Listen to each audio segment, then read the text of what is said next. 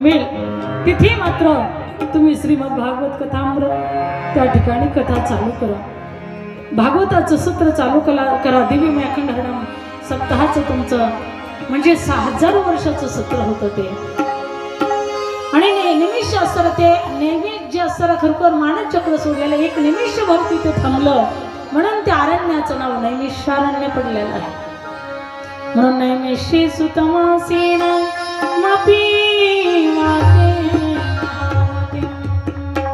आणि त्या ठिकाणी नैमिषभर थांबलं म्हणून नैमिषारण्य नाव त्या नैमिषारण्याला पडलेलं आहे.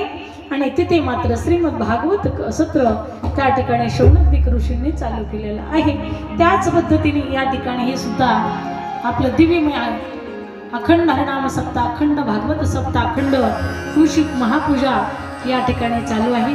संत कैकाडी महाराजांच्या कृपाशीर्वादानं, संत रामदास गुरुवरे रामदास महाराज यांच्या कृपाशीर्वादानं, संत विठ्ठलाई, संत शांताई, संत सुभद्राई ह्या आईसाहेबांनी त्या ठिकाणी महान त्या शक्ती होऊन गेलेल्या आहेत आणि त्यांनी हे सत्र चालू केलेलं आहे. आज मला असं वाटतं 40-42 वर्ष होऊन गेलेत त्या ठिकाणी हे चालू आहे सत्र.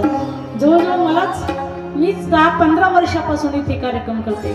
गुरुवारी हरिभक्तपरायण रामदास महाराज यांच्या कृपाशीर्वादानं या ठिकाणी तीर्थक्षेत्र पंढरपूर महानगरीमध्ये या ठिकाणी महान तीर्थामध्ये या ठिकाणी कथा करण्याचा योग. पूर्वी दादा कीर्तन ठेवायचे, मी कीर्तन करायचे आणि कीर्तन झाल्यानंतर सुद्धा जेवढा वेळ असेल तेवढं थांबायचे ते पूजेला.